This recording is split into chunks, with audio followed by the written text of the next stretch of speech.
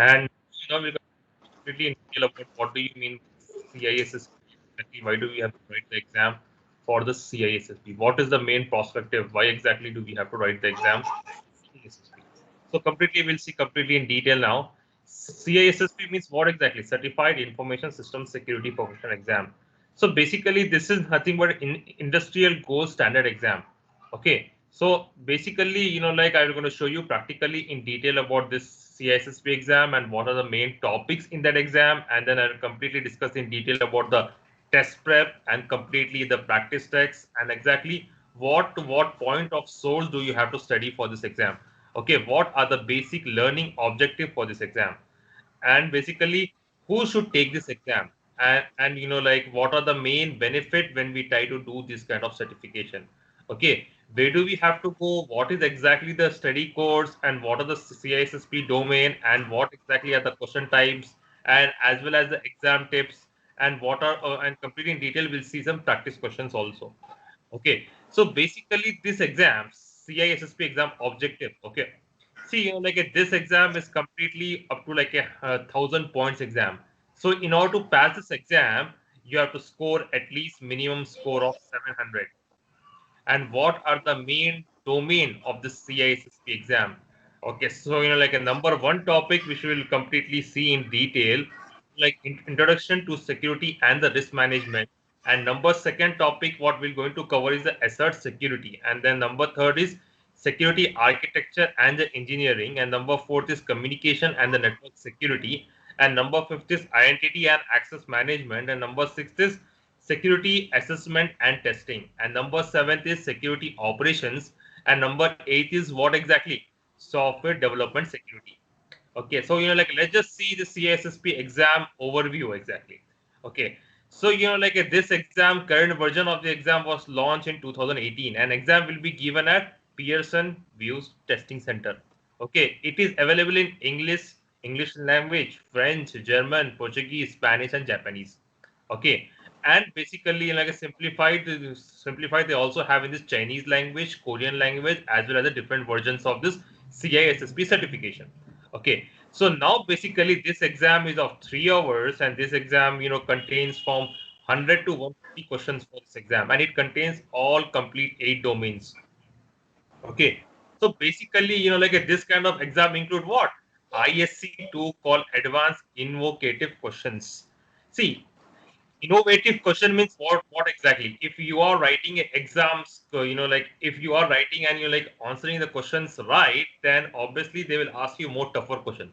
If you cannot able to answer one question right, that means they will give you more easier question. Okay, now basically how do you have to pass the exam? In order to pass the exam, you have to score at least 700 out of 1,000 possible points in order to pass the exam. Okay, now let's just see exactly about this next point now. Is this CISSP right for you? Okay, basically this CISSP, is like a hottest specialty in the IT market. Why exactly it is hottest?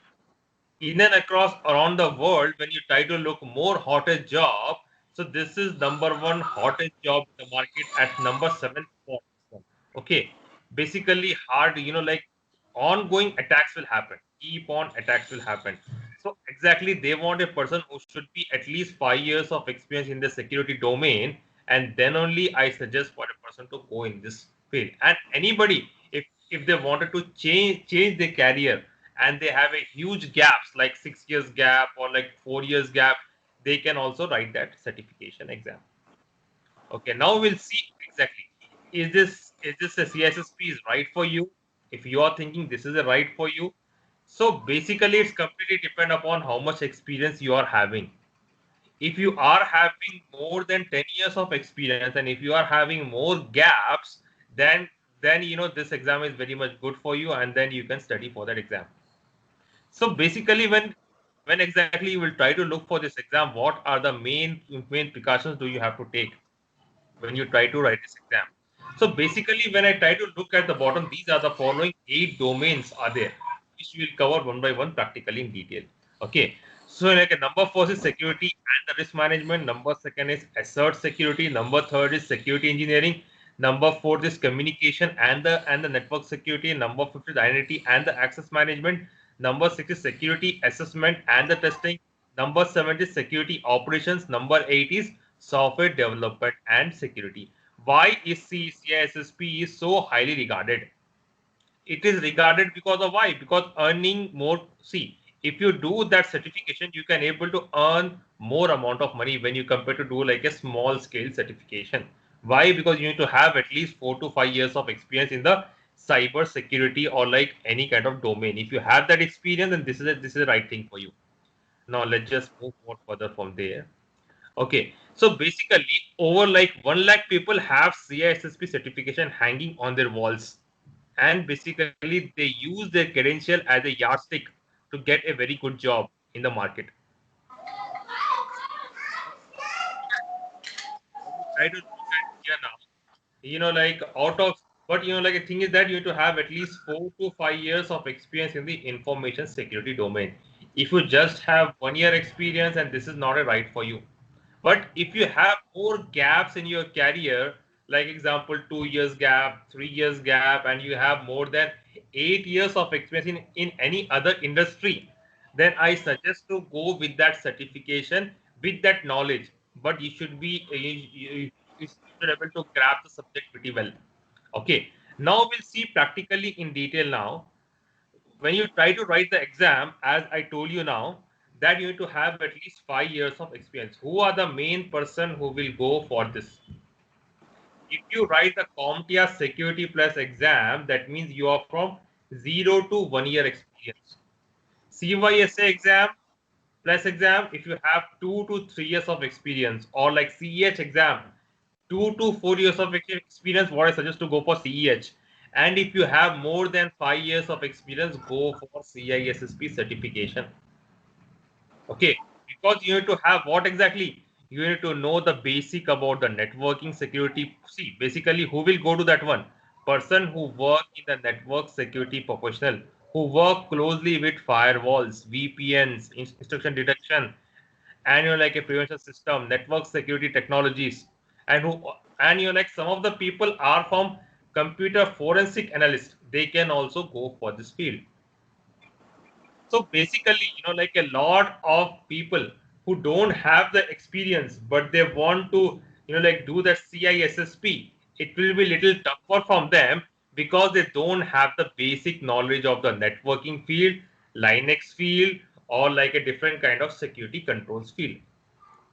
So what I suggest them to do if they have more gaps in their career, what I suggest, try to go from the entry level point of view, do the CompTIA Security Plus.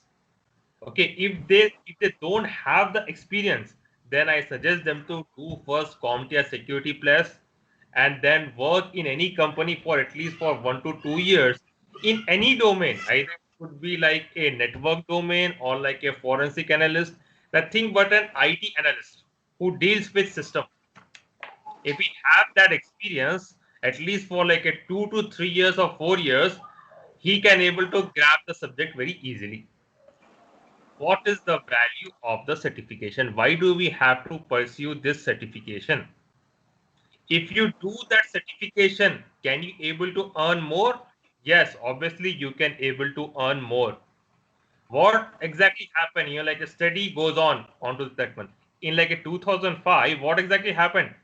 Like a like if you want to get a job, for example, like a 5 years of experience job, they are getting somewhere around 81,000 per annum to 1,40,000 per annum job. I'm going to say like a US dollars they are getting 4 to 6 years of experience people. Okay. Now basically let's just go and explore this CISSP domain. What are the topics are there which we'll cover practically in detail in this CISSP domain? Okay. Before we go to CISSP domain, ISC Square provides a detailed curriculum for the CISSP exam. So basically, like how many percentage of questions will come in each domain. Let's just see starting from the security and the risk management, how much percentage, asset security, how much percentage, communication and the network security, how much percentage. All we have given a small graph here. So we'll see One by one, what are the topics that are there in the security and the risk management, and rest all of them will cover like one by one in detail. Okay. So let's just start with number one, security and the risk management. When I talk about this one, security and the risk management, what do we exactly have now? It have got 8 domains. Okay, it have basically what exactly? So in that one, 15% of questions will come in the exam, and it have 12 objectives. What are those 12 objectives? We'll see one by one practically in detail. So, out of that one 15, number first objective is what exactly? Confidentiality, integrity, and authentication. What is the main difference between these three? Confidentiality means what exactly? We always have to do what? We always have to make encryption and decryption. Like integrity. I think I have showed you guys previously before about the concept, right? Integrity concept. If anyone wanted to change our payslip, they can able to change our payslip. So we can able to avoid nothing but our details. If anybody able to copy and they can able to use it. So how do we try to control that one? Availability means always take a proper backup. We'll see completely one by one in detail. Okay, they are like a three elements which are famous CID triad of information security, which we'll cover one by one in detail. So, and like a second objective is to apply the security governance principle. On where they will apply? On the organizational process, security roles. What are the security roles and the responsibility? What are the security control framework they are using in the company? And basically concept of due care and due diligence. And in the third objective will completely look in detail about the compliance issues. Okay, we'll see number one in detail about like a legislative regularity and privacy compliance. Okay, and when I try to look at number fourth here, we'll see completely, like a fourth thing. What exactly we'll try to look in detail. We'll see exactly whenever these computer crimes are happening, and like a licensing issues and property related issues, and anybody is trying to hack or do some data breach. How we try to make ourselves security control. How we are avoiding that one. Number fifth objectives will cover on ethics, how every employee in the company should have to treat with each other. They don't have to take anybody's data, and they don't have to share their confidential information to anyone. Number six objective, able to develop and implement what? Security policies. It should be like some policies are there which we have to follow, and there are some standards, and there are some procedures, and there are some guidelines which we have to follow. Okay. In like a 7 step, you'll see completely in detail about what? Business continuity planning, how to conduct the business impact analysis. And number eight objective is what exactly you will try to learn the personal security policies, how to screen the job candidate. Okay, what are the basic policies? When you try to hire someone, you have to do like a background verification. You have to check whether this a guy is right for you. If it sell your confidential data to anyone, will that be a risk to your organization? You have to check, and you have to make sure whether it's like a good employee, or it's like a good vendor, or it's a good contractor, or it's a good consultant. Okay. And now when I move more further, now number ninth objective is what exactly? In like a security and the risk management. Materials, what exactly we are using? Are we using, like a right kind of platform? Are we using a right thing? What are our objectives? If any threat happened, are we making ourselves in a proper way? Proper controls are there or not? If any attacks are happening, how we try to control again these attacks? Number 10th objective, conduct the threat modeling. If any kind of threat will happen, if any attack will happen, what do we have to do? How do we have to respond? What exactly did we plan? Number 11th objective, provide the information about what? Security risk consideration. Nothing but if any risk happen, then what will happen? If we have taken one software, if we try to launch one software, what will happen? Whether it's a good or not, whether it's a good practices to open that one or not, we have to look all the loopholes. Like for example, in the future, any kind of new operating system is getting launched, they will do what exactly? They will do testing, right? Whether is this a proper way to launch or not. Okay, there are a lot of materials to learn, so we will see one by one practically in detail.